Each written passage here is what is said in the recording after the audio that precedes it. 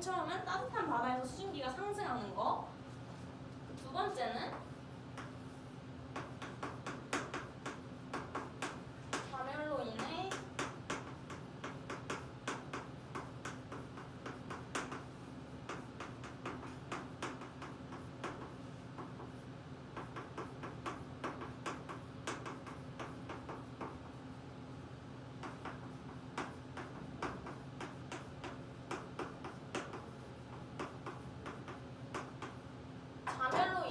공기가 회전하여 상승하는 상승기류가 형성된다. 이게 뭔 말이냐면 계속 수증기가 위로 올라가다 보면은 상승기류가 생겨. 우리 저기압 할 때 배웠잖아. 상승기류에서 구름이 생기는 거.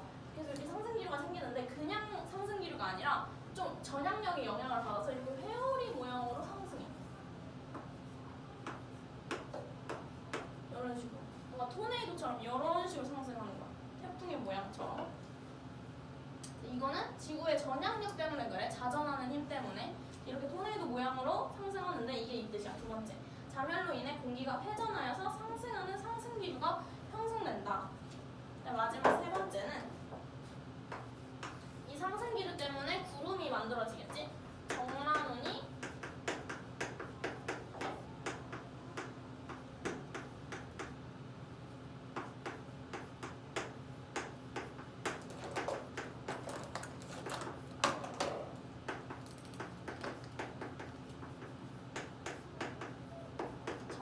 발달하여 태풍이 된다.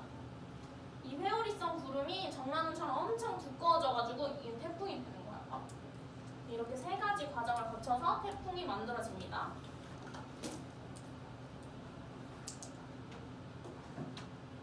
그래서 여기서는 중요한 게 5도에서 25도잖아. 왜 5도에서 25도인지 생각을 해봐야 돼.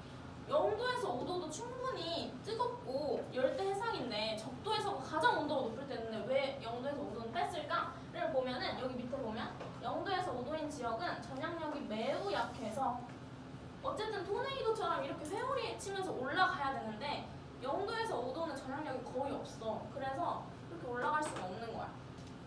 저기압성 소용돌이가 생기는데 어려움이 있어서 열대저기압 발생하는 게 어렵다.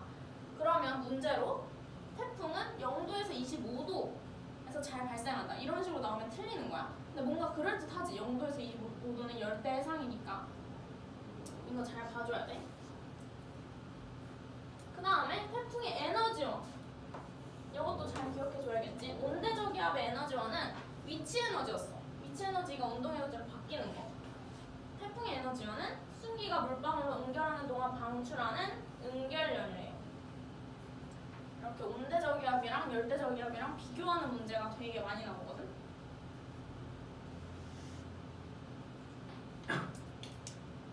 태풍의 특징 한번 읽어봅시다. 얘는 중요한 거 없고 그냥 좀 읽어보면 되는데, 첫 번째, 전선을 동반하지 않고. 온대저기압 같은 경우에는 한랭전선이랑 온난전선 동반했었잖아. 태풍은 아무 전선도 동반하지 않고 1기도 상에서는 등압선이 조밀한 동심원의 형태를 보인대. 뭔 소리냐면 1기도 상에서는 태풍은 이런 식으로 생겼어. 가운데 여름 모양이 있고 그 주변이 등압선이 조밀하게 이렇게 동그라미 형태로 그려져 있거든. 이거 실제로 예시를 좀 보자. 뒤에 2번 문제 한번 봐봐.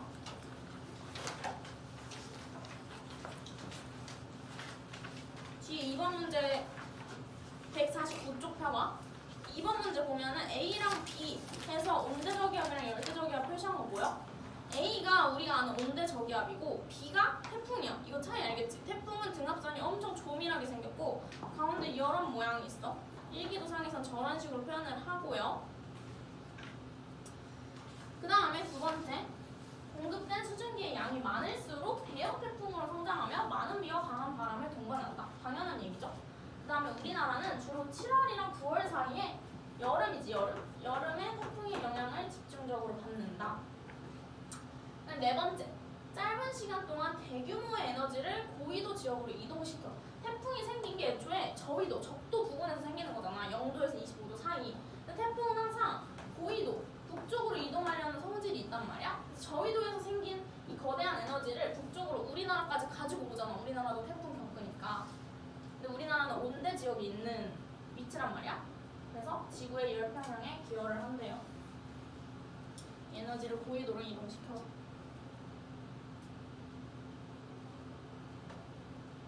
그 다음에 태풍의 구조 어떤 식으로 생겼는지 한번 봐야겠지.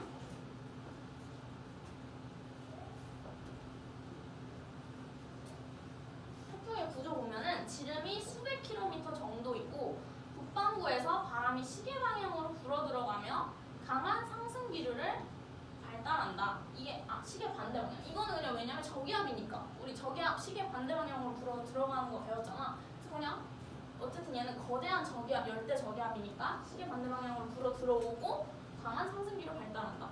중심 부근은 두꺼운 정라문이 발달한다. 그래서 이거는 태풍을 이제 단면으로 보면, 옆에서 보면 이런 식으로 생긴 거고, 위에서 보면 어떤 식으로 생겼냐면 동그라미 모양이 이런 식으로 생겼어. 위에서 보면 가운데가 이렇게 뻥 뚫려 있어. 여기는 대충 500km 정도고, 반지름은 500km 정도고, 가운데는 뻥 뚫려 있어. 이 뚫려 있는 게 뭐냐면 태풍의 눈이라고. 태풍의 눈.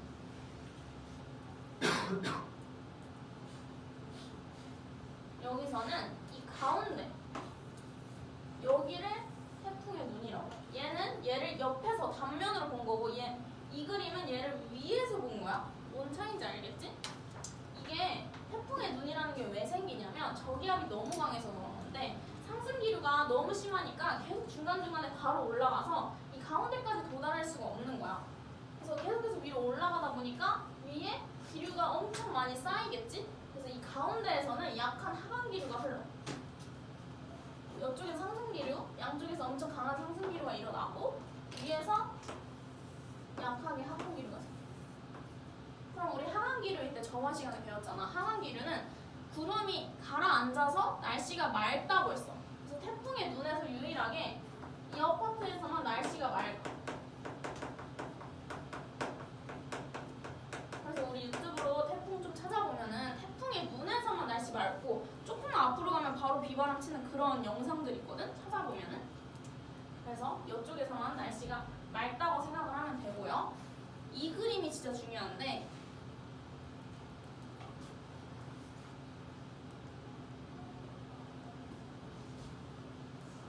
내가 여기에다가 태풍 단면을 좀 그려볼게.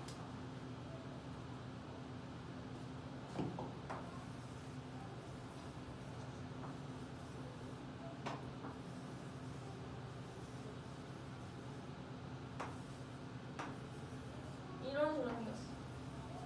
가운데는 뚫려 있고 양 옆으로 엄청 거대한 구름이 형성되어 있어.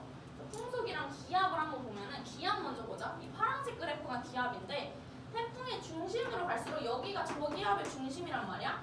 가운데가 저기압이 가장 강해. 그래서 가운데로 갈수록 기압이 낮아진다고 판단을 하면 돼. 여기서 착각할 게 가운데에서 기압이 제일 낮으니까 여기가 제일 심한 저기압이란 말이야. 근데 아까 이 가운데에서 하강기를 흐르니까 고기압이라고 했어? 그치? 그거 그렇게 생각하면 안 돼. 하강기류니까 고기압이라고 생각하면 안 되고, 이 태풍 자체가 거대한 저기압이기 때문에 이 가운데도 저기압이야. 근데 양쪽이랑 비교를 했을 때 약간 하강기류가 흐른다. 그냥 이 정도로 생각을 해주면 돼. 어쨌든 이 가운데는 하강기류는 흐르지만 저기압이에요. 가장 강한 저기압. 태풍의 눈에서가 가장 강한 저기압.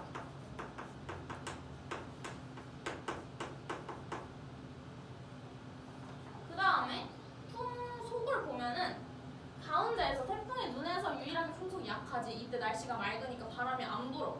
그래서 여기서가 유일하게 풍속이 약하고, 그다음 양쪽으로 강해져. 다시 가운데로 올수록 강해지니까 이렇게. 근데 여기서 오른쪽이 조금 더 높은 이유는 위험 반원에 해당해서 그런데, 이거는 이제 배울 거예요. 오른쪽이 풍속이 조금 더 높고 가운데에서 낮아진다.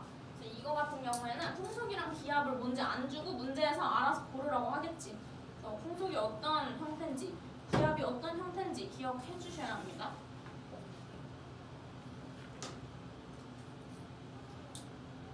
그 다음에 이동 경로를 보면은 북태평양 고기압의 서쪽 가장자리를 따라서 포물선 궤도를 그리면서 올라간대. 이거 이유는 뭐냐면 다음 페이지 한번 해봅시다.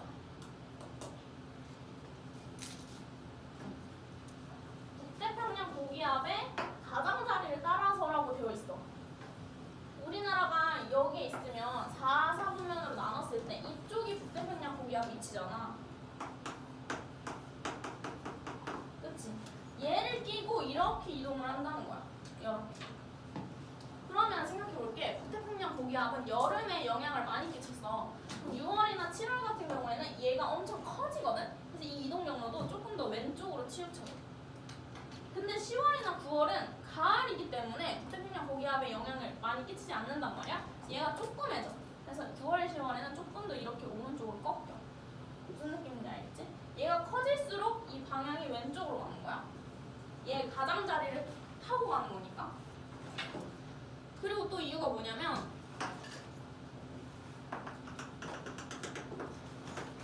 여기가 미도 30도라 할 때 우리나라가 이렇게 있다고 쳐?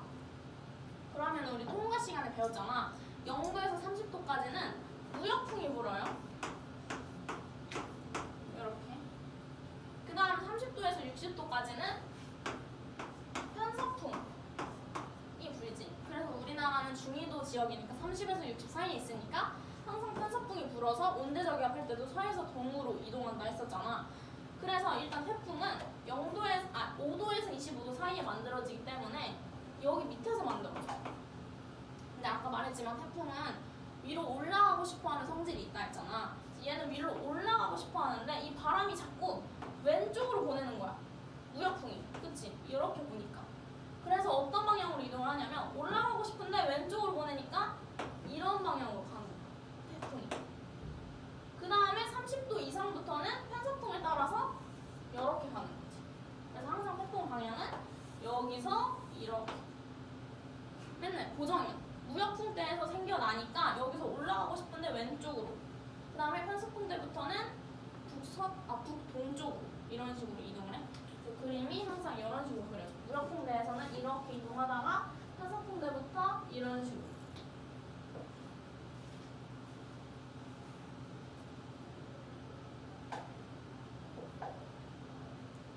여기 읽어보면은 무역풍의 영향을 받는 발생 초기에는 북서쪽, 무역풍 발생할 때는 북서쪽으로 이동하다가 편서풍의 영향을 받는 북위 25도부터 30도 부근을 지나면서 북동쪽으로 이동 방향이 바뀐다라고 되어 있지.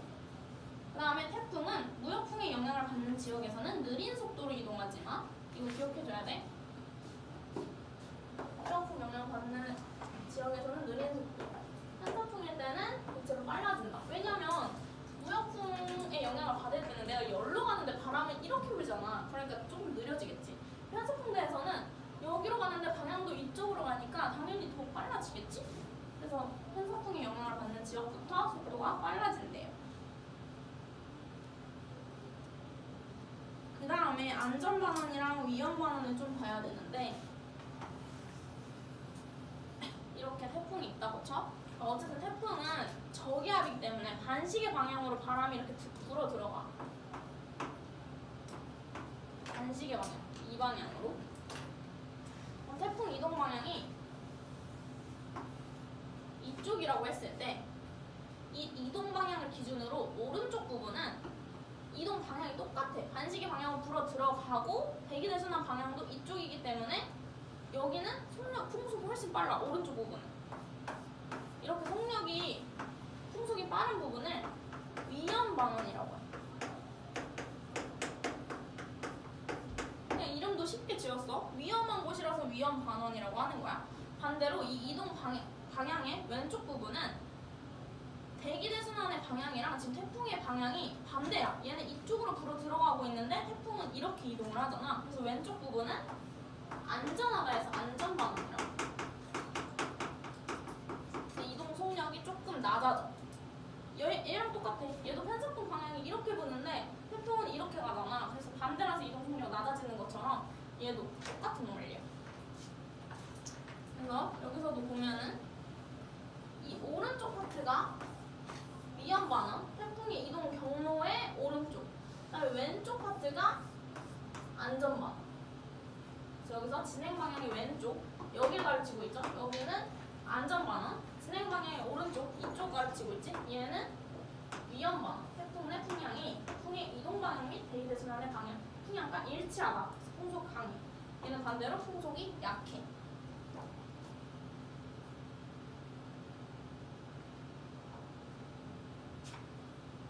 그래서 여기서 태풍에서 제일 중요한 거야. 여기가 위험반응이랑 안전반응. 항상 이동 경로의 오른쪽을 말하는 거기 때문에 만약에 태풍의 이동 경로가 이렇게 오고 있다? 그럼 어디가 위험반응이야? 여기가 위험반응인 거야. 이동 경로의 오른쪽을 생각해야 돼. 우리가 눈으로 볼 때 오른쪽 말고. 근데 태풍은 항상 방향이 이게 고정이기 때문에 거꾸로 가는 거는 거의 안 나오긴 하거든. 만약에 나온다면 여기 오른쪽을 생각하면 돼. 그래서 위험반응은 태풍 경로의 오른쪽 반원이고, 태풍 내 바람 방향이 태풍의 이동 방향 및 대기대 순환의 바람 방향과 같은 방향이라서 풍속이 강해져서 더 큰 피해가 발생하고 풍향이 시계 방향으로 변한다. 그럼 이렇게 있을 때 태풍이 이렇게 지나간다고 생각을 해봐. 그러면 서울은 안전방향에 속해 있어서 조금 더 피해가 덜하고, 부산이나 제주도 같은 애들은 태풍 이동 방향이 오른쪽에 있으니까 풍속이 더 크고 피해가 심한 거야. 태풍 이동 방향을 잘 보고 우리가 오른쪽에 있는지 왼쪽에 있는지 잘 체크를 해봐야 돼, 실제로. 그 다음에 안전반원을 보면은 태풍 이동 경로의 왼쪽 반원이고 여기고, 태풍 내 바람 방향이 태풍 내 이동 방향이랑 대기대 순환 바람 방향과 반대라서 풍속이 약해져서 피해가 더 작게 발생한다. 얘는 풍향이 시계 방향, 얘는 시계 반대 방향이라고 되어 있는데 이거는 다음 페이지에서 할게요. 이것도 외워줘야 돼. 위험 반원은 시계 방향으로 변하고 안전 반원은 시계 반대 방향으로 변합니다. 그 다음에 항상 온대 저기압이랑 열대 저기압, 즉 태풍을 비교하는 문제가 정말 많이 나와. 그러니까 얘네 각자 다 외워줘야 돼. 발생 장소 보면은 온대 저기압은 온대 지방에서, 태풍은 5도에서 25도 열대에서. 이거 도까지 외워줘야 된다 했어, 정확하게. 얘는 안 외워도 돼, 그냥 온대 지방. 근데 얘는 5도에서 25도. 에너지원은 온대 저기압은 기층의 위치 에너지 차이로, 태풍은 수증기의 응결률. 또 온대 저기압은 등압선이 타원형이야. 좀 길쭉하게. 이따 일기도에서 보면은 알겠지만 얘는 좀 길쭉하게 생겼고, 태풍은 원처럼 생겨서 동그랗게 공심. 전선 유무는 온대 저기압은 한랭이랑 온난 둘 다 포함하지만 태풍은 전선이 없었어요. 그 다음에 이동 경로는 온대 저기압은 온대 지방에서 만들어진 거니까 편서풍만 타서 서에서 동으로 이동을 하고, 태풍은 어쨌든 남에서 이렇게 포물선 형태로 이렇게 가긴 하지만 어쨌든 남에서 북으로 갑니다. 잘 비교해 주시고, 그 다음에 얘는 쉬우니까 그냥 읽어보면은 소멸을 어떻게 하냐. 얘는 두 가지가 있어. 첫 번째는 수온이 낮은 고위도 해상으로 북상하거나, 두 번째는 육지의 상륙. 이렇게 두 가지가 있는데, 태풍은 어쨌든 계속 고위도로 올라간다고 했잖아. 그렇기 때문에 언젠가는 수온이 낮은, 그러니까 차가운 바다에 도달하게 된단 말이야. 근데 아까 말했다시피 태풍은 뜨거운 바다에서 만들어져. 수증기가 잘 나와야 되니까.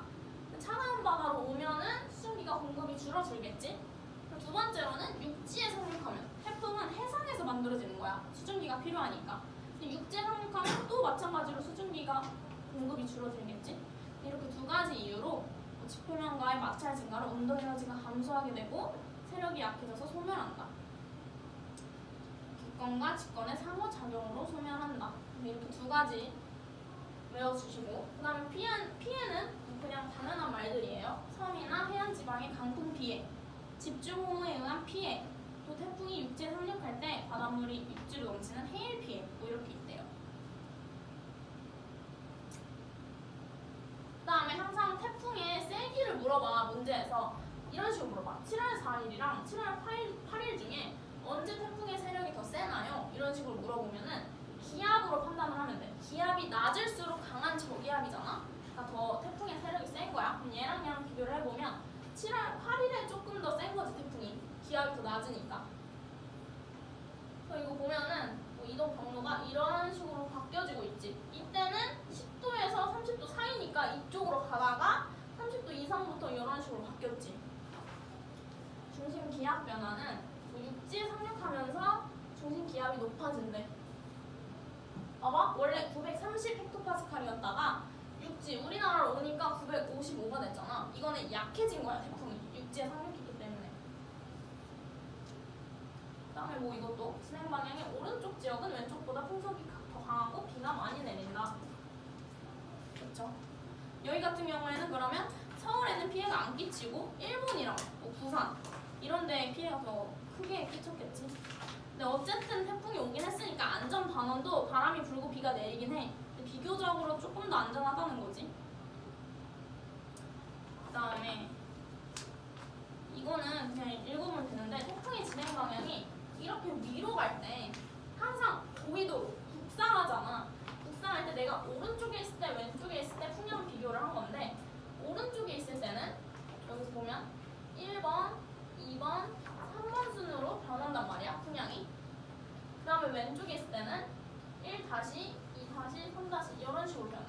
그래서 그냥 1, 2, 3순으로 들어가면 이렇게 가서 시계 반대, 얘도 1, 2, 3순으로 들어가면 이렇게 가서 시계 방향. 이렇게 되는 거야. 이거 그냥 단순하게 생각하면 돼. 이 모양은 저기압은 이제 반시계 방향으로 불어 들어가잖아. 그냥 그거 바람 넣은 거야. 이거 그냥 봤을 때 오른쪽은 시계 방향으로 풍량이 변하고 왼쪽은 시계 반대 방향으로 변한다. 그냥 간단하게 기억해주면 되고, 이거 1번 한번 풀어봐. 풍량이 이렇게 변한다면은 위험이랑 안전 중에 어디겠냐?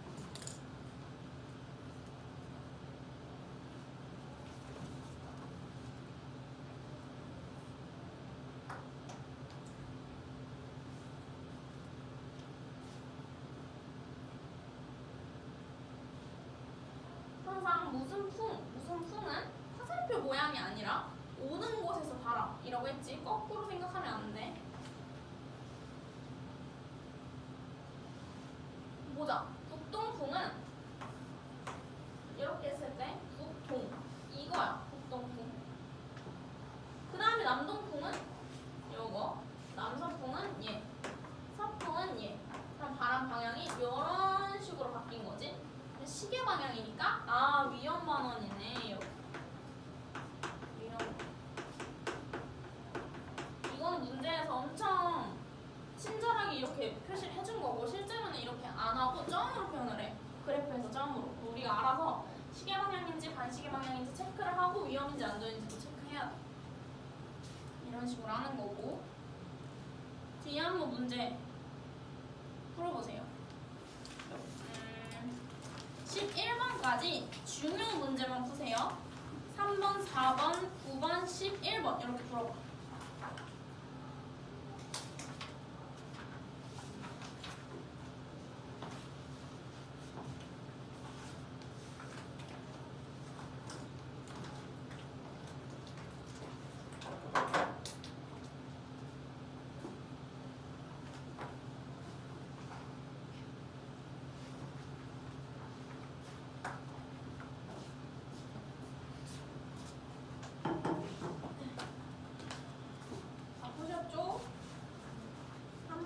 봅시다.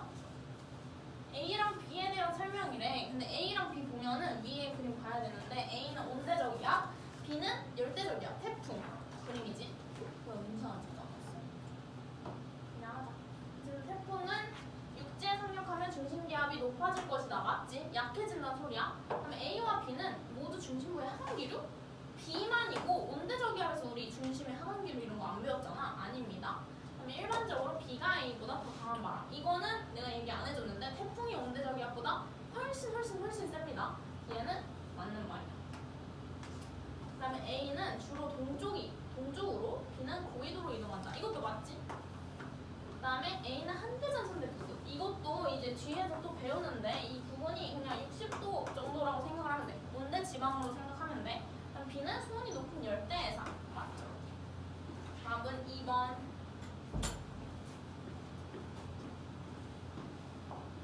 민수야 3번에 2번. 네. 그 다음에 4번 보시면요. 태풍의 단면이랑 풍속이랑 기압 그래프네. 뭔지 안 써줬어. 우리가 알 수 있어야 돼. x는 가운데로 갈수록 작아지니까 기압.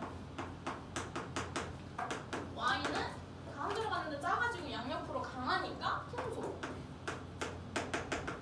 이런 느낌이고, 그 다음에 b는 태풍의 눈, c는 위험 반응, a는 안전 반응. 이렇게 생각해. 아까 위험 반응 배웠으니까 이 풍속 그래프도 오른쪽이 더 강한 거고, 여기서도 보면은 오른쪽 구름이 조금 더 거대한 거고요. 위험 반응이라 그래. 가의 B 지역에서는 강한 상승 기류 아니고 태풍의 눈에서는 약한 하강 기류가 생깁니다. 그 다음에 A 지역보다 C에서 강한 바람 맞지? 오른쪽이니까. 그 다음에 X는 풍속, Y는 기압은 틀렸죠? 안 돼. 답은 2번.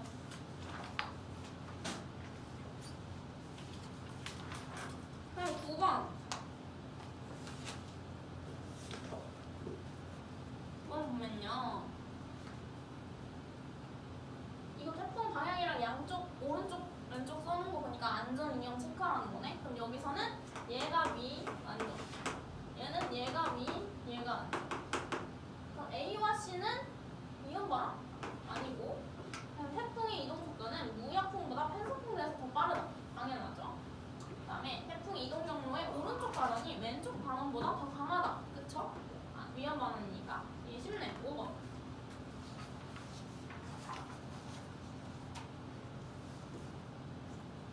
그 다음에 11번. 이 태풍은 편서풍대에서 발생하였다.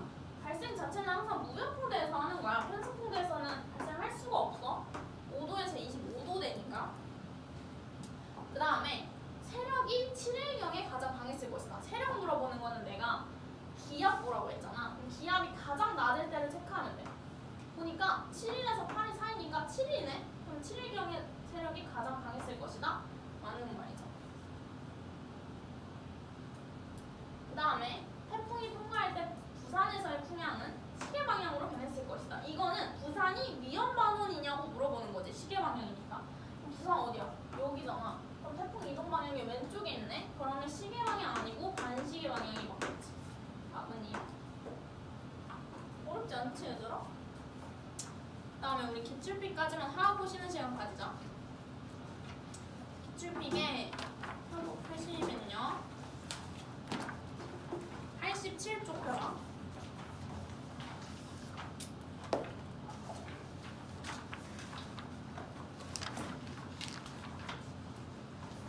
내우망타 전까지 하면 되는데 325번, 28번, 36번, 38번 이렇게 네 문제 풀어보시고 답 체크하고 쉽시다.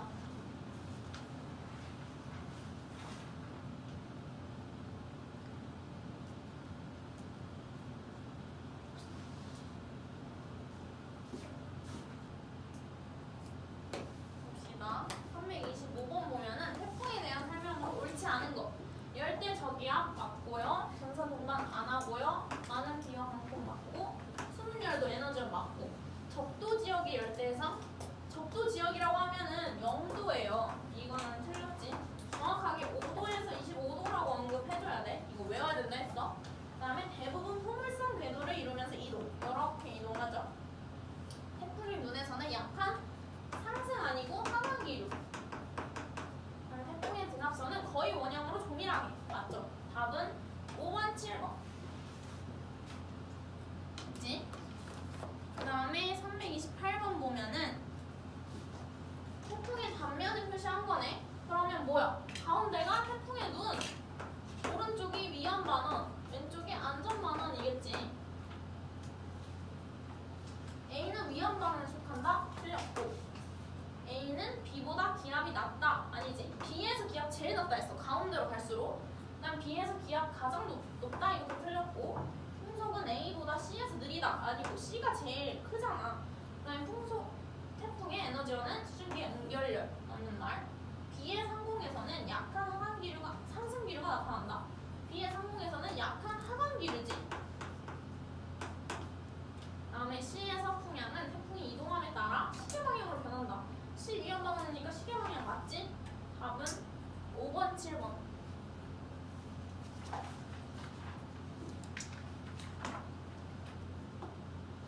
그다음 3, 3, 6. 이건 위에 그림이랑 같이 봐야 되는데 태풍의 이동 경로를 볼 때 북태평양 고기압의 세력은 7월보다 10월에 강할 것이다. 이거 아까 설명했지?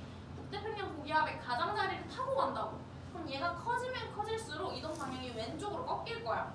그러면 세력은 7월보다 10월에 강할 것이다. 틀렸지? 7월에서 더 강하니까 이런 식으로 생겼고 10월은 이렇게 생겼잖아. 이 고기압이 더 조그만 거야 10월에. 7월보다 10월에 더 강할 것이다. 틀렸어. 그리고 애초에 북태평양 고기압은 여름에 영향을 끼치는 거니까 그냥 안 봐도 7월이 더 강한 게 맞는 말이지. 그 다음에 우리나라에 영향을 주는 이동 경로는 무역풍과 편서풍의 영향을 모두 받는다. 그렇죠? 무역풍 받고 그 다음에 편서풍 받고. 그 다음에 태풍의 이동 속도는 전향점 부근에서 느려진다. 이것도 안 했는데 지금 그냥 알고 가면은 전향점 부근은 여기란 말이야. 그럼 무역풍 받다가 편서풍 받아서 이동 경로를 바꿀 때야다. 그래서 바꾸려고 하니까 살짝 느려져요. 여기서. 그래서 맞는 말입니다. 이거는 그냥 알아두세요. 답은 4번. 이동 경로를 바꿔서 느려지는 거야. 네, 마지막 338번. 이 태풍은 8일에 편서풍의 영향을 받았다. 8일 보면은 여기네요. 여기 보면은 지금 위치가 위도 20도 정도야. 그럼 편서풍 불 때가 아니지. 무역풍 때잖아. 그 다음에 12일에 제주도는 위험반원에 위치했다. 12일은 여기네요. 여기. 제주도는 오른쪽에 있으니까 위험반원 맞는 거지. 그 다음에 12일 0시 이후 태풍의 중심기압은 높아졌을 것이다. 12일 0시 이후 봐봐. 우리나라에 도달했지. 그럼 육지에 상륙했으니까 당연히 기압이 높아지겠지. 그러면서 소멸하는 거잖아. 약해졌다는 뜻이야, 태풍이. 그 다음에 태풍이 황해를 지나는 동안 우리나라의 서해를 말하는 거야. 지나는 동안 서울 지역의 풍향은 시계 반대 방향.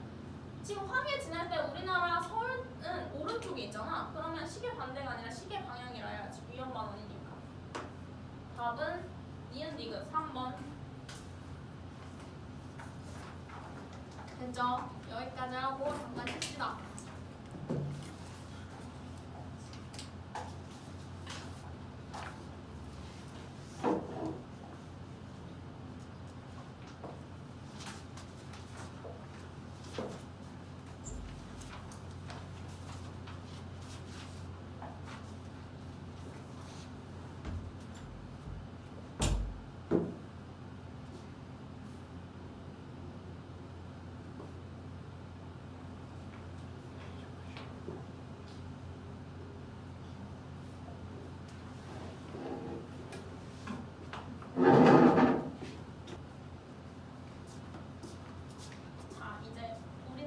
주요 악기상 해봅시다, 여러분.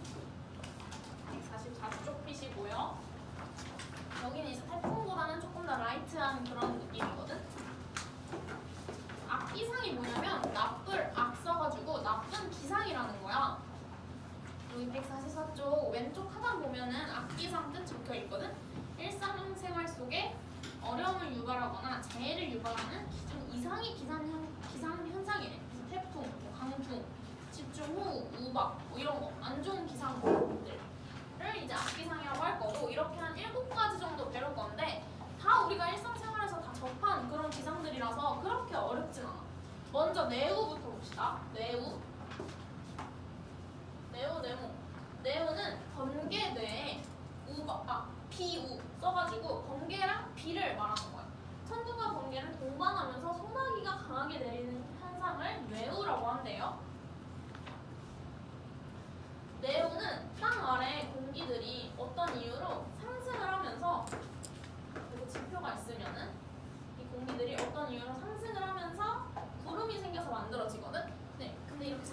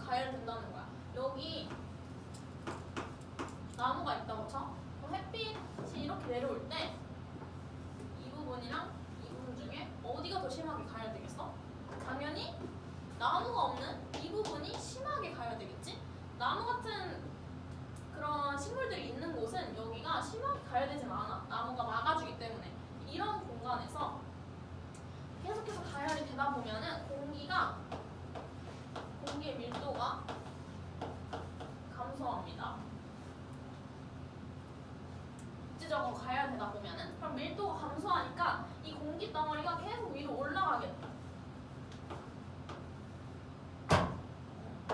그래서 여기서 구름이 만들어진다. 공기가 밀도가 감소하니까 공기가 위로 빠르게 상승해서 상승기류가 만들어져서 구름이 발생하는 거야. 항상 뭐 수증기가 증발하면서 구름이 생기고 비가 내리고 이것만 기억을 하면 안 되고 이렇게 태양볕이 쨍쨍하게 부는 그런 날에도 구름이 생길 수 있어. 첫 번째, 그래서 여름철에 공기가 빠르고 강하게 상승할 때고, 그다음에 두 번째는 이거는 쉬운 거야. 우리 지금까지 한 거 그냥 온대 저기압이랑 태풍에 의해서 강한 상승 기류가 발생할 때 이때 또 정라운이 만들어지겠지.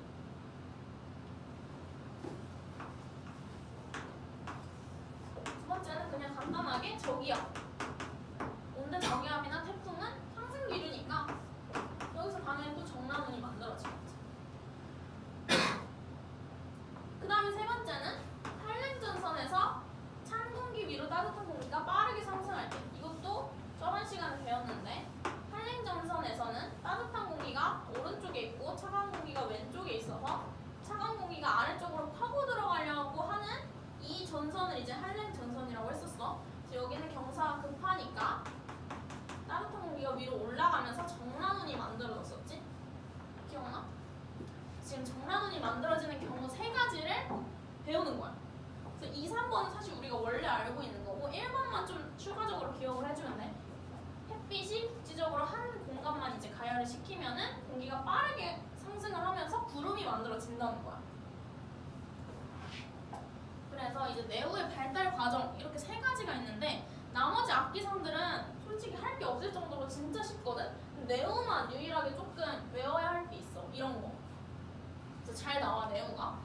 첫 번째로 적은 단계. 이 순서를 외워줘야 돼. 적은 단계, 두 번째는 성숙 단계, 마지막은 소멸 단계. 적은 단계가 뭐냐면 상승 기류가 강하게 형성되면서 적은이 급격하게 성장하는 초기 단계. 공기가 상승하는 그런 정도. 그래서 적은은 이제 정라운이 되기 전에 좀 더 조그만 구름을 적은이라고 합니다. 이때가 적은 단계고, 성숙 단계는 우리가 아는 내후라고 생각을 하면 돼. 제일 전성기 때. 비바람 치고 천둥 번개 치고 할 때가 성숙 단계야. 그래서 상승 기류랑 여기서 구름이 무거워지니까 점점 물방울로 떨어지기 시작하겠지? 떨어지면서 하강 기류까지 생겨. 상승 기류랑 하강 기류가 공존하고 천둥 번개를 동반한 강한 소나기가 내린다. 이거 구분하기 쉬워. 이 두 번째 성숙 단계가 엄청 커, 구름이. 그리고 상승, 하강 둘 다 공존하고 있고. 마지막으로 소멸 단계는 상승 기류가 더 이상 없고 하강 기류만 있는 거야. 상승 기류가 없으니까 구름이 더 이상 커지지 않겠지? 하강 기류만 있고 비도 소나기가 아니라 약한 비, 이슬비 같은 게 내려. 점점 하강 기류가 우세해지면서 내후가 소멸한다. 세 번째. 순서대로 외워주시면 돼요. 여기서 이름 안 나올 거고 그림만 나올 거야. 그럼 상승만 있으면 적은, 상승, 하강 둘 다 있으면 성숙, 하강만 있으면 소멸. 이렇게 기억하면 돼. 내후에 의한 피해는 뭐 6월, 8월 사이에 가장 많이 발생하고, 얘는 두 번째, 세 번째도 다 온대 저기압이랑 태풍이니까 여름에 많이 발생하고, 1번도 국지적으로 가열돼야 하니까 태양빛이 심한 여름에 잘 발생하는 거야. 그리고 국지성 호우, 번개, 우박 등을 동반하기 때문에 침수나 나무해 등으로 인명 및 농작물 피해가 발생한다. 이거는 너무 당연한 말이죠. 두 번째, 우박. 우리 우박도 너무 잘 알지? 얼음덩어리 비처럼 떨어지는 거 우박이라고 하잖아. 우박이 어떻게 생기는지 한번 봅시다. 일단 우박의 정의는 지름 5mm 이상의 얼음덩어리가 지표면으로 떨어지는 현상을 우박이라고 한대요. 어떻게 생기냐면은 일단 마찬가지로 내후에 여기는 성숙 단계라고 생각을 해야 돼. 우박은 내후에 가끔 등장하는 현상이야.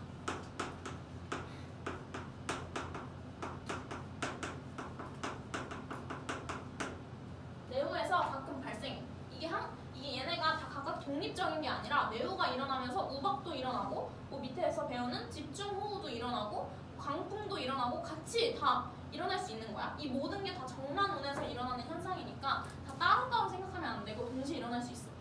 그래서 네오에서 이 성숙 단계를 한번 보면은 똑같이 상승 기류로 갔다가 하강 기류가 이렇게 있어.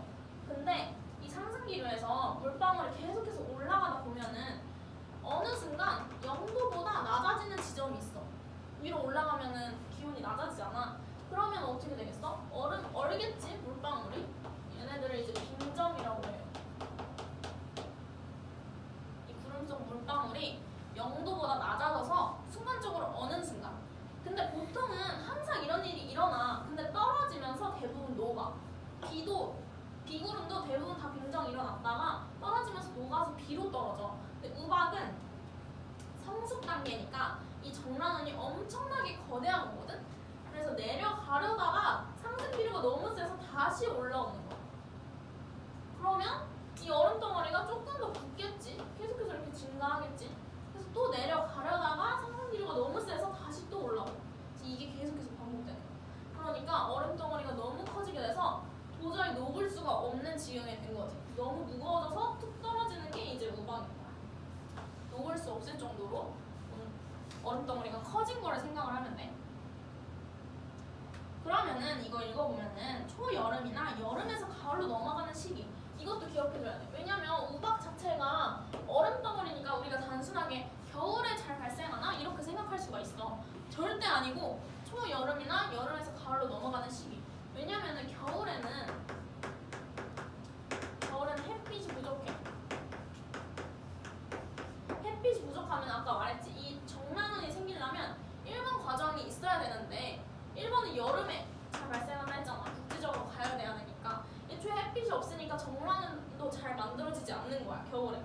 그래서 안 되고, 그 다음에 또 제일 여름, 한여름은 왜 여기서 빠져있냐면 여름에는 온도가 너무 높아서 여기까지는 발생할 수 있는데 내려가면서 아무리 큰 얼음 덩어리도 녹게 되는 거야, 여름에는. 조금 더 온도가 낮은 초여름이나 아니면 여름이 끝나고 가을로 넘어가는 시기에는 내려오면서도 녹지 않고 얼음 덩어리로 떨어질 수가 있는 거지. 그래서 여름도 아니고 겨울도 아니고 초여름이거나 여름에서 가을로 넘어가는 시기, 이거 헷갈리니까 잘 기억해 주세요. 자주 발생하고 또 정란원 속에서 기류에 의해 얼음 덩어리가 상승과 하강 반복하면서 이거 생기는 과정도 기억해 주시고, 상승과 하강 반복하면서 큰 얼음 덩어리로 성장하여서 무거워지면 중력에 의해서 지표면으로 떨어지는 우박이 된다. 뭐 피해도 그냥 읽어보면 되는데, 농작물의 잎에 구멍 뚫리거나 농작물 줄기 등이 부러져 수확할 수 없게 되는 피해가 발생하며 비닐하우스 뚫리거나 시설물이 심하게 파괴되고 피해가 발생한대요. 또 우박 이런 거 생긴 거 자세히 보면은 계속 이렇게 겹겹이 쌓인 거 확인할 수 있어. 동그랗게 계속 여러 층이 생긴 거지. 계속 반복되니까. 그 다음에 국지성 호우. 여기서부터는 사실 거의 외울 것도 없고 너무 그냥 쉬워. 당연한 것들이라서. 세 번째는 국지성 호우라고도 하고 집중 호우라고도 합니다. 아까 국지적으로 가열이라는 말 배웠잖아. 마찬가지로 한 곳에서만 집중적으로 비가 내린다는 거야. 얘도 한 곳만 계속 햇빛을 받는다는 거고, 짧은 시간 동안 좁은 지역에서 일정량 이상의 비가 집중되어 내리는 현상이래. 얘도 기준이 있겠지? 기준이 뭐냐면 1시간 동안 30mm 이상의 비가 내리거나 하루 동안 80mm 이상. 이렇게만 보면은 뭐 얼마나 내리는지 잘 모르겠잖아. 실제로 1년 동안 내리는 강수량의 10%가 하루 동안 다 내리는 거야. 그럼 그 정도면은 집중호우라고 칭할 수가 있어. 한 10%가 한 번에 내리는 거를 집중호우라고 하고요. 뭐 발생 보면은 강한 상승 기류에 의해서 정란은 발생할 때 다 똑같아. 정란은 이 세 가지로 만들어질 수 있고, 이 세 가지로 인해 만들어진 구름에서 또 집중호우 내리는 거야. 두 번째는 장마전선, 저번 시간에 했지. 정체전선, 태풍 등의 영향을 받거나 대기가 불안정할 때 지형의 영향을 많이 받을. 규모도 이거는 그냥 읽어보면 되고요. 피해도 뭐 당연한 거니까 도로 침수나 산사태 등이 있대요. 그 다음에 폭설. 폭설도 치면은 짧은 시간 동안 많은 양의 눈이 저번 시간에 배웠어. 일단은 첫 번째는 겨울철에 저기압이 통과할 때. 저기압이니까 똑같이 정라눈인데 이번엔 날씨만 겨울인 거야. 그럼 비가 아니라 눈으로 바뀌면서 폭설이 내리는 거야. 똑같아. 겨울이니까. 그 다음에 두 번째는 기단 변질 기억나? 저번 시간에 했던 거. 시베리아 고기압이 우리나라로 남하하면서 해수면으로부터 열과 수증기를 공급받으며 눈구름이 만들어질 때. 기억나지? 차가운 기단이 우리나라의 따뜻한 바다로 올 때 위에는 차갑고 우리나라 따뜻한 바다 왔으니까 아래 뜨거워진다 했잖아. 그럼 뜨거운 애는 위로 올라가고 싶어하고 차가운 애는 내려가고 싶어한다니까 대류가 일어난다 했잖아. 대류가 일어나는 거를 대기가 불안정하다라고 표현을 했고 그러면서 거대한 정라눈이 만들어졌었지. 그래서 차가운 기단이 따뜻한 바다로 올 때 대기가 불안정해지면서 폭설이 내린다고 했어. 그거 예시로 우리나라의 서해안이 예시였어. 서해안 폭설. 여기 시베리아 고기압 남하하면서 우리나라의 서해안에서 폭설이 내립니다. 그다음에 피해는 도로교통의 마비와 교통사고 증가, 노동가나 축사의 비닐하우스 붕괴 등이 있대요. 그 다음에 황사. 얘는 조금 다른 영역이라서 중요해. 왜냐면 1, 2, 3, 4번은 지금까지 그냥 다 구름 속에서 만들어지는 거였어. 정라눈에서 만들어지는 거. 근데 황사는 조금 다르지. 보면은 중국 북부나 몽골 사막 또는 대륙의 황토지대에서 강한 바람이 날려서 대기 중으로 퍼져서 올라간 다량의 먼지 구름이 편서풍을 타고 우리나라로 이동해오는 현상이래. 편서풍은 항상 서에서 동으로 부는 바람이잖아요. 근데 우리나라가 오른쪽에 있고 중국이 왼쪽에 있잖아. 그래서 바람이 이렇게 부니까 자꾸 여기 있는 모래 바람이 우리나라로 불어오는 거야. 만약에 우리나라가 중국보다 왼쪽에 있었으면 황사 피해가 없었을 거야. 근데 오른쪽에 있어서 피해가 있는 거야. 그러면 언제 주로 발생하냐면 주로 3월에서 5월 사이. 그러니까 봄에 주로 발생을 해요. 왜냐면 이때 얼어있던 땅이 다 녹아. 그 전까지는 사막의 땅이 다 얼어 있었는데 3월에서 5월부터는 땅이 녹기 시작하면서 먼지가 많이 일어나는 거야. 그래서 이때 많이 발생을 하고 발원지에서 강풍이 불거나 햇빛이 강하게 비추어 저기압을 형성될 때 발생한대. 그러니까 발원지에서 즉 사막에서 저기압일 때는 상승 기류가 발생하겠지. 그럼 이 먼지들이 다 위로 이렇게 떠. 근데 이때 딱 우리나라에서 고기압이 형성되면은 상대적으로 여기에 비해서 우리나라 고기압이면은 하강 기류가 형성되니까 이 바람이 저기압을 타고 우리나라로 이렇게 착륙하는 거야. 그래서 가장 심하게 피해를 입을 때는 발원지에서 저기압, 우리나라에서 고기압일 때 가장 큰 피해를 입어. 근데 발원지는 저기압, 우리나라는 발원지는 고기압, 우리나라가 저기압이면은 피해를 거의 안 입어. 우리나라가 상승이고 발원지가 하강이니까 참 피해가 없지. 그다음에 이동 방향은 편서풍을 따라서 서에서 동으로 이동한다. 그리고 우리나라는 일본보다 더 많은 영향을 받는다. 왜냐면 일본보다 왼쪽에 있으니까. 이렇게 먼저 받고 그 다음에 일본으로 가는 거지. 피해는 뭐 기관지염, 천식 등 호흡기 질환 뭐 이런 것들이 있대요. 읽어보시고. 그 다음에 기타 다양한 악기상. 얘네들은 기타라고 적혀있으니까 앞에 5가지보다는 덜 중요한데 그래도 알아두셔야 됩니다. 쉬우니까 강풍, 평균 풍속 14m/s 이상. 이거 기억해 주시고 다 숫자를 기억해 줘야 돼. 14m/s 이상 10분 이상 지속되면은 얘도 언제 발생하냐면 다 비슷비슷해. 왜냐면 폭설이 또 강풍을 동반하고 비바람이 강풍을 동반하고 계속 그러니까 다 비슷한 거야. 온대 저기압이나 겨울철 시베리아 고기압의 영향을 받을 때, 여름철에 태풍이 통과할 때 피해는 쭉 읽어보시고. 그다음 또 한파는 저온의 기단이 위도가 낮은 곳으로 유입되어 급격한 기온 하강을 일으키는 현상이래. 이것도 마찬가지로 시베리아 고기압이 위도가 낮은 지역까지 확장되면서 발생을 하는데 겨울철에 시베리아 고기압이 영향을 많이 끼치잖아. 얘가 좀 크게 영향을 끼쳐버리면은 고위도에 있는 앤데 낮은 지역까지 확장이 되니까 우리나라가 한파를 느끼기 시작한 거지. 피해는 뭐 저체온증, 보일러 배관 파손 이런 게 있대요. 그 다음에 이거 줄이는 방법도 진짜 가끔씩 나오거든. 시험에서 그냥 거저주는 문제로 하나씩. 이거 솔직히 안 봐도 그냥 다 맞을 수 있잖아요. 그냥 읽어보시고 하면 됩니다. 여기는 그래서 그냥 간단하게 좀 외워주면 돼. 숫자 같은 거. 뭐 몇 미터 퍼 세크 이런 거. 이것도 뒤에 문제를 한번 풀어볼게.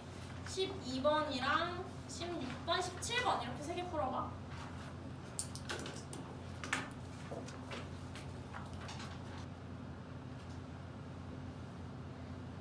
자, 봅시다. 12번. 순서대로 기호를 써볼게. 일단은 얘가 적은 단계. 하강 상승 같이 있는 게 상승 단계. 하강만 있는 게 소멸 단계. 그럼 순서대로 나열을 하면은 나, 다, 가 이렇게 되겠죠. 그럼 나 단계에서는 상승 기류만 존재한다 라는 말. 순서는 나, 다, 가니까 틀렸어.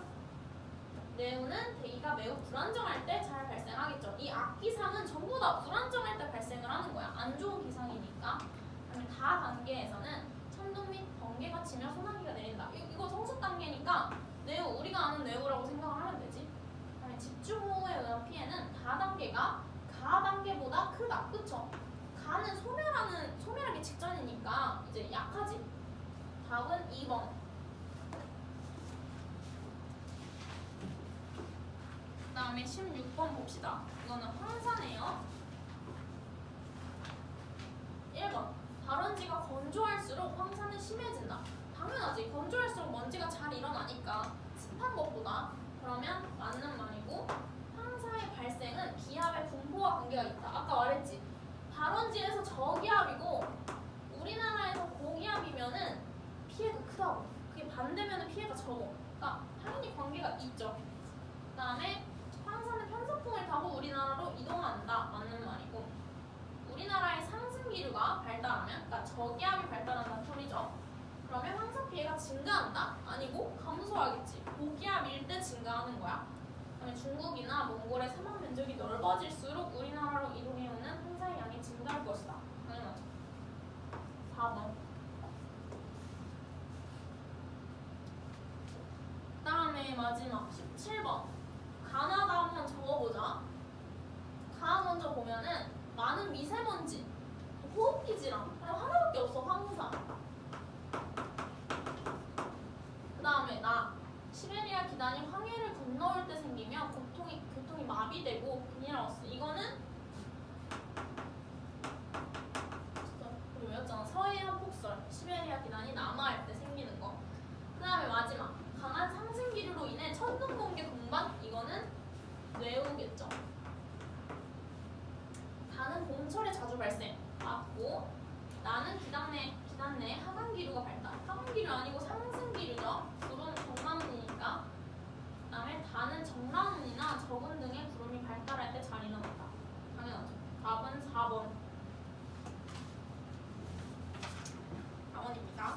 먼저 여기까지 하고 기출픽 펴봅시다.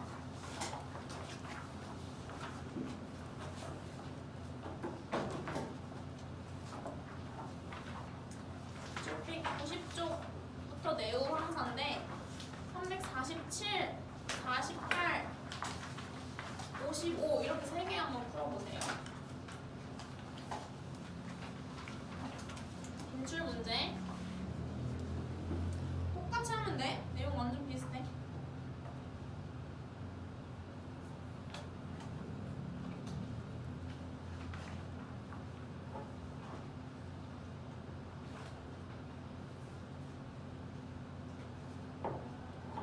앞에 그림 보고 하세요.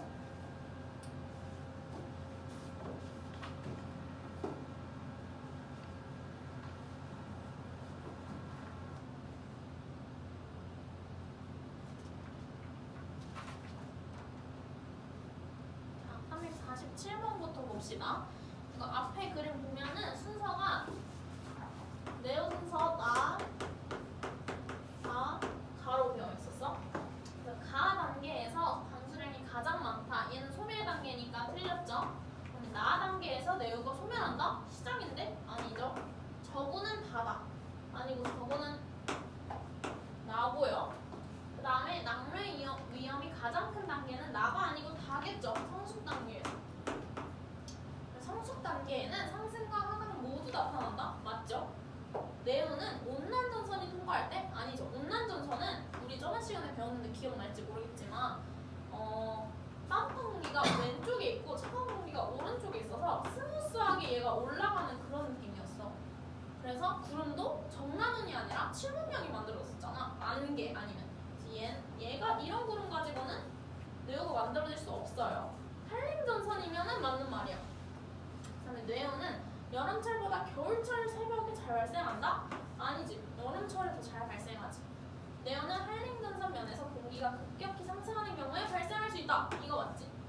3번 경우. 3번. 답은 5번, 8번. 다음에 348번 봅시다. 얘도 황사네요. 황사는 동풍 계열의 바람을 타고 우리나라로 이동한다. 이거 헷갈리지 말라 했지? 동풍이니까 이렇게 보는 거야. 동쪽에서 오는 거. 동풍이라고 이쪽이라고 생각하면 안 돼. 동쪽으로 가는 거 아니니까 얘 틀렸지. 서풍이지. 그래서 우리 편서풍이라고 부르잖아. 서풍이야. 그다음에 두 번째, 중국과 몽골의 사막화가 진행될수록 황사의 발생 빈도가 증가할 것이다. 당연하지. 사막이 커지면 황사 발생 빈도 증가하겠죠. 그다음에 고비 사막에 저기압이 형성되고 상승기류. 우리나라에 저기압? 또 상승기류네? 그럼 잘 발생하지 않겠지. 고기압이 형성되어야지 잘 발생하는 거야. 답은 2번. 마지막 355번 보면은 우리나라의 주요 악기상에 대한 설명. 악기상은 정확하게 예보하기 어렵다. 이거는 맞는 말이에요. 언제 생길지 모르는 거라서 정확하게 예보하기 어려워. 이 일본 경우처럼 갑자기 국지적으로 가열되면은 정나눈이 만들어질 수 있어. 갑자기. 이런 거는 예측할 수 없는 거잖아. 어디가 가열되는 건지는. 그다음에 황사는 천둥과 번개를 동반하는 폭풍. 뭔 소리야? 네오는 모래먼지. 이거 두 개 서로 바뀌었네. 그다음에 4번. 태풍의 등압선은 동심한 모양이고 전선을 동반하지 않는다. 맞죠? 10분 동안 14m/s 이상이 바로 방풍 맞고. 얘도 맞고. 시베리아 고기압이 우리나라 쪽으로 남하하면 서해안의 폭설. 맞죠? 우박은 구름 속 얼음덩어리가 상승과 하강 반복하면서 떨어지는 거. 맞죠? 답은 2번, 3번. 93쪽까지 다 풀어오시고요. 이제 지금 이거 프린트 할 건데 여기 첫 번째 보면은 고난도 대비 단원이라고 적혀 있잖아. 이 태풍 부분이 어려운 게 좀 있어가지고 136쪽 보면은요 고난도 대비 기출 문제 적혀 있어. 여기에 5문제 있거든. 136쪽, 137쪽 쭉 풀어보시고요. 여기 태풍 파트, 그다음 뒤에 네오 파트에는 고난도 대비 파트는 없고 58번 이거 하나만 고난도 문제거든. 이것까지 풀어보세요. 총 6문제 풀고 오답하고 끝냅시다. 여기는 조금 어려울 수 있으니까 모르는 건 금방 띄고 전부 다 읽고 해봐 최대한.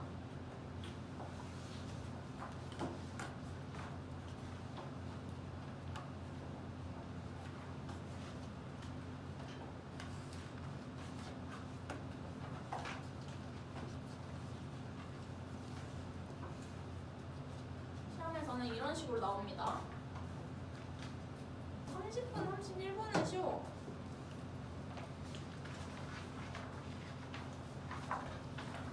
해볼까요? 136쪽 30번부터 봅시다. 내가 아까 말한 점점점으로 나온다는 게 이런 거였어. 풍향을 이렇게 주지 않고 만자에서 나온 것처럼 뭐 북서풍, 북동풍 이런 식으로 변한다고 주지 않고 이런 식으로 점으로 표현을 해주거든. 우리가 알아서 표현해줘야 돼. 이 오른쪽에 알파벳 있잖아. 그럼 어떻게 변하는지 알 수 있지. 일단은 보면은 경로가 2개래.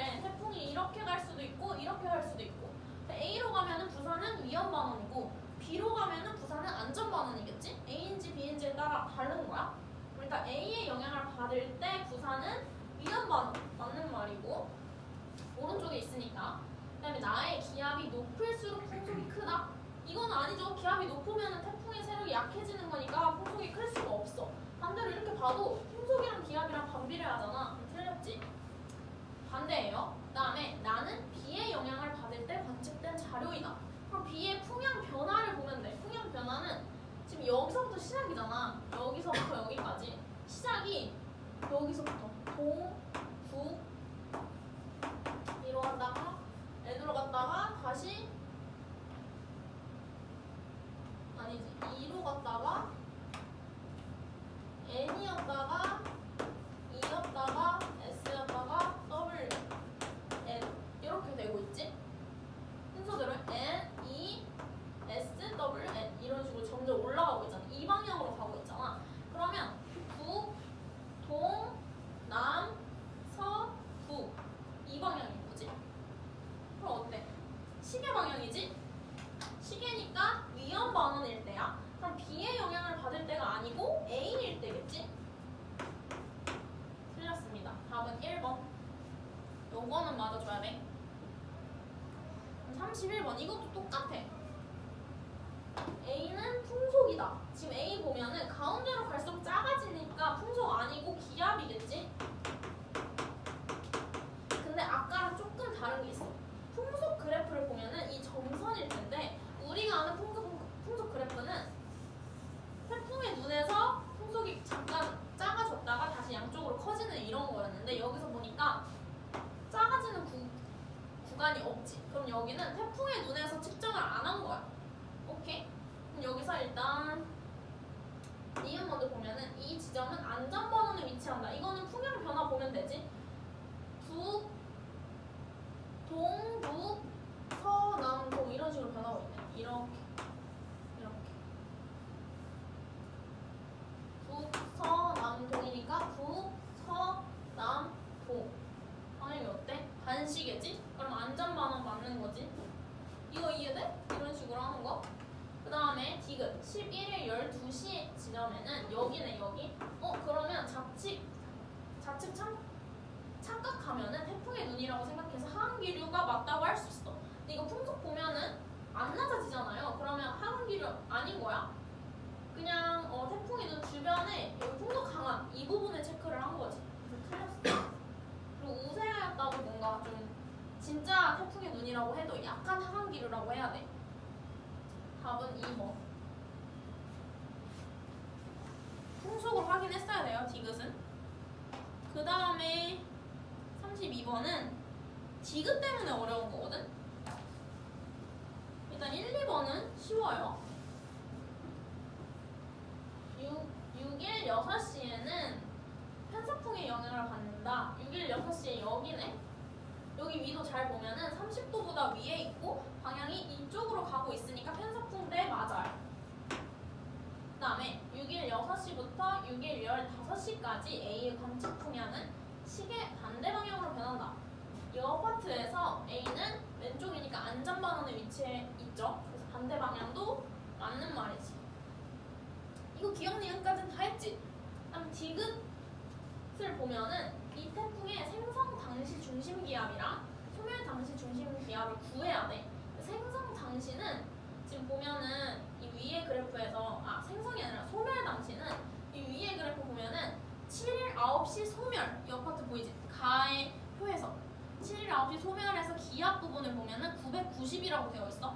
그럼 소멸할 때는 990헥토파스칼이네 하고 구할 수 있어. 근데 생성 당시의 기압이 아무데도 존재하지가 않아. 그럼 이거 계산해봐야 돼. 라를 보면은 태풍 중심의 기압 변화량이 관측 당시 기압 빼기 생성 당시 기압을 기록한대요. 그게 여기잖아. 기압 변화량은 관측 당시에서 생성 당시를 뺀 거네. 근데 마이너스 25라고 줬잖아. 그럼 6일 6시에 관측 당시 기압만 체크하면은 생성 당시 알 수 있겠지? 6일 6시에 975네. 975가 관측 당시 기압. 생성 당시 기압 모르니까 X라고 해. 이게 계산했을 때 마이너스 25. 그럼 X는 뭐야? 1000이겠죠? 1000. 그럼 생성 당시 기압은 1000이구나. 이게 그냥 계산 안 하고 소멸할 때가 기압이 당연히 더 높겠지라고 해버리면 1보다 큰 게 맞아버리잖아. 근데 생산됐을 때도 기압이 생각보다 그렇게 낮진 않아. 좀 크다가 점점 가면 갈수록 점점 낮아지면서 태풍의 세력이 세지는 거거든. 이거는 1보다 크다 아니죠. 답은 3번. 자료를 해석해야 돼. 항상 안 쓰는 자료가 없게 꼼꼼히 다 읽어보고 전부 다 사용을 해야 돼. 그다음에 33번 보면은 이런 식으로도 많이 나오는데 얘는 태풍의 풍속 분포를 나타낸 거래. 그럼 여기 써져 있는 숫자가 풍속을 나타낸 거네. 그럼 우리가 첫 번째로 해야 될 거는 이동 방향을 체크를 해야 돼. 풍속이 강할수록 이동 방향의 오른쪽이라고 생각을 해야 되니까 아 태풍은 이렇게 부는구나 생각할 수 있는 거지. 이렇게 불면은 딱 이 가운데 중심을 딱 나누면서 오른쪽은 풍속 강하고 왼쪽은 풍속 약하고 이렇게 되는 거지.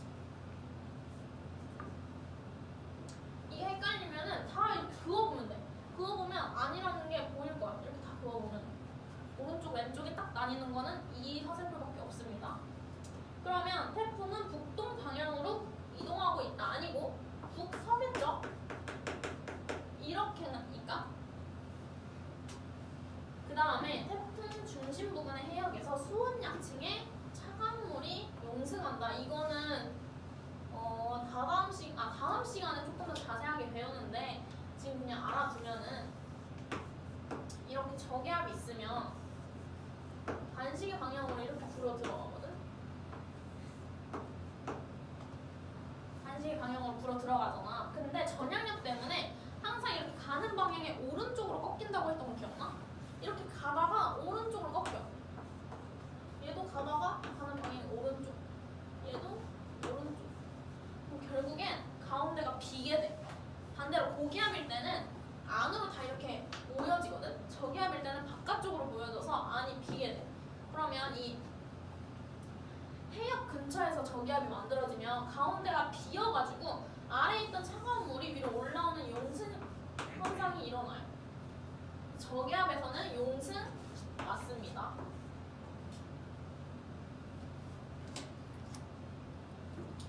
이거는 다다음 시간에 더 자세하게 배우니까 지금 그냥 넘어가시고 디귿 보면은 태풍의 상층 공기는 반시계 방향으로 불어 나간다. 이것도 이렇게 아래 저기압이 있다고 치면은 상승 기류가 일단 만들어지잖아요.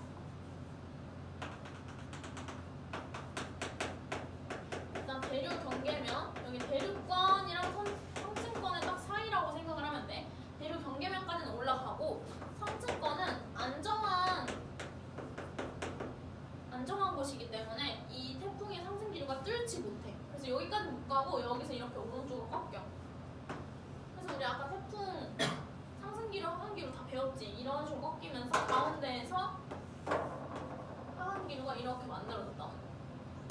그래서 상대적으로 이 윗부분 상층에서는 고기압이 만들어져. 이거 상대적인 거야. 어쨌든 얘네 전체 다 거대한 저기압이야. 그래서 상층에서는 하강 기류가 흐르니까 얘는 시계 방향이라고 해요. 하강 기류니까 고기압이라서 시계 방향.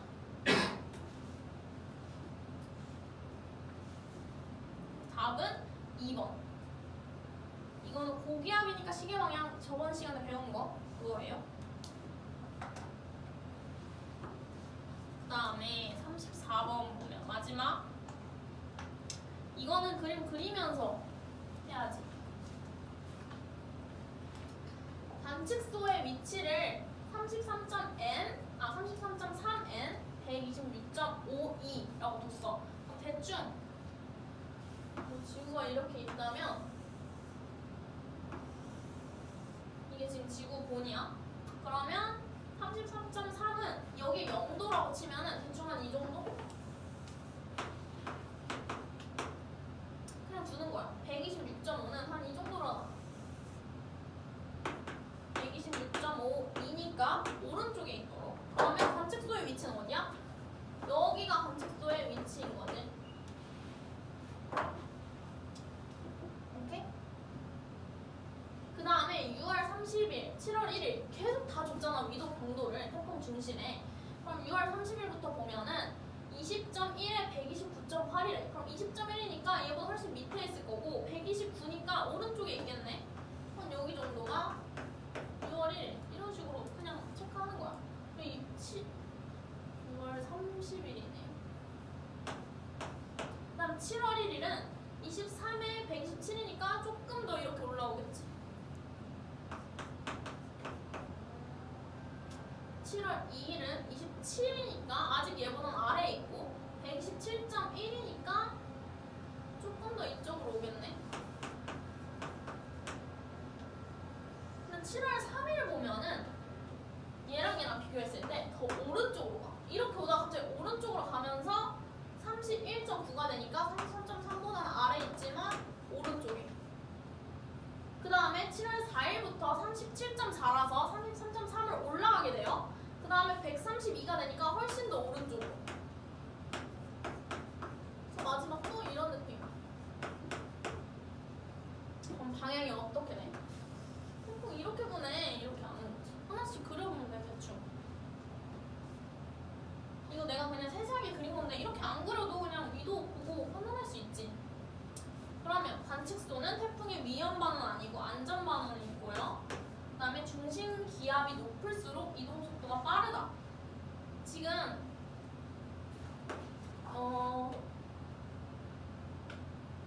얘는 반대지. 지금 기압이 낮을수록 빠르다고 생각을 해야 돼. 그죠? 틀렸어. 이건 그냥 틀렸어. 중심 기압이 높으면 소멸하기 직전이니까 빨라질 수가 없어. 그 다음에 7월 1일 09시 여기보다 7월 2일 9시에 태풍의 세력이 더 강하다. 세력은 항상 이동 속도로 판단하는 거 아니고요. 중심 기압으로 판단을 하는 거야. 그럼 7월 2일이 기압이 더 낮으니까 세력이 더 큰 거야. 그럼 이거 맞는 말이지. 그러니까 이거 그냥 단순하게 속도로 보면은 얘가 더 높으니까 더 세력이 강하다고 생각할 수 있는데 기압으로 봐야 됩니다. 더 낮은 게 센 거라고 생각을 해야 돼. 답은 2번입니다. 마지막 한 문제 하고 끝냅시다.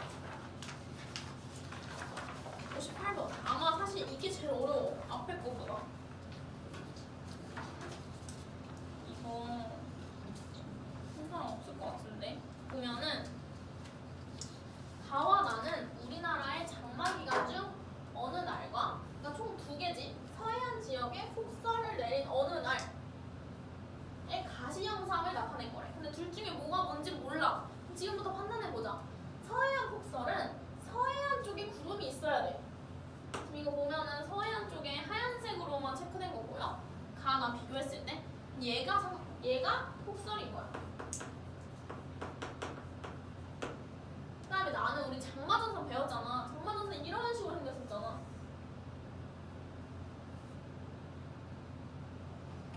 얘는 이렇게 해야 돼. 기억나? 정체전선? 그래서 온난 아웃, 할렘티. 그래서 여기 전체 크게 비 온다고. 기억나지? 그래서 딱 봐도 얘 나가 장마전선인 거야. 그래서 이 전체 다 비가 내리는 거. 그래서 얘가 장마. 여기는 구분할 수 있어야 돼. 폭설이랑 장마. 지금 가는 구름이 좀 적게 표시가 되어 있어서 헷갈렸을 수도 있는데 나는 명확하게 장마니까. 그 다음에 어려운 게 기억이 어려워서 그래. 왜냐면 지금 가랑 나가 오전 8시랑 오후 7시를 내가 가시 형상할 때 햇빛이 있을 때만 측정될 수 있다 했었잖아. 그래서 원래 같으면 하나는 가시고 하나는 저개고 하나는 낮이고 하나는 밤이어서 잘 이렇게 매치가 돼야 돼. 근데 얘는 둘 다 가시고 오전 8시랑 오후 7시는 둘 다 해가 있다고 생각을 해야 돼. 오후 7시까지는 아직 해가 지지 않는다라고 생각을 해야 되거든. 그래서 둘 다 해가 있고 둘 다 가시래. 이거 어떻게 구분하냐면 잘 보면은 이 가의 왼쪽 부분이 엄청 새까만 거 보이지? 여기. 그리고 나에는 이 오른쪽 부분이 엄청 새까만. 지금 가나 그림 보면은 가의 왼쪽이랑 나의 오른쪽은 이건 구름이 없다고 나타낼 수가 없는 그냥 엄청 그냥 까만색이야. 이거는 아예 빛이 없다고 생각을 해야 돼. 빛이 없어서 가시 형상에서 측정될 수가 없다라고 생각을 해야 돼서 이때는 해가 지고 있구나 아니면 뜨고 있구나 라고 생각을 해야 되거든. 그럼 우리가 원래 하는 상식으로 해는 어떻게 집니까? 동에서 떠서 서로 지죠. 이상한 일이 이렇게 말하잖아. 반대로 말하는 거잖아. 마찬가지로 얘도 지금 여기서 어둡잖아. 그럼 어떻게 생각을 해야 되냐면 여기가 동쪽이고 여기가 서쪽인데 동쪽에만 해가 있으니까 지금 해가 뜨고 있다라고 생각을 해야 돼. 그러면 오전 8시지. 오케이?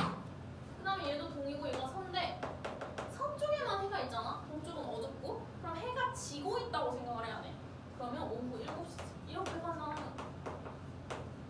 이거는 처음 보면은 못할 수도 있어요. 지금 한번 봤으니까 이런 식으로 판단하는 거야. 어렵게 나오면 이렇게까지 나오고. 그럼 가해 촬영 시간은 오후 7시 아니고 오전 8시입니다. 평균 기온. 영상을 촬영한 날 기온은 가일 때가 나일 때보다 높다. 당연히 장마는 여름이고요. 폭설은 겨울이에요. 그럼 가일 때가 나일 때보다 높다. 당연히 틀렸지. 그 다음에 디귿. 구름이 반사하는 태양 폭사 에너지의 세기는 영역 A에서가 영역 B에서보다 강하다. 지금 A랑 B를 보면은 B는 하얀색 부분이야. 그러면 구름이 두껍게 형성되어 있다는 거거든. 구름이 반사하는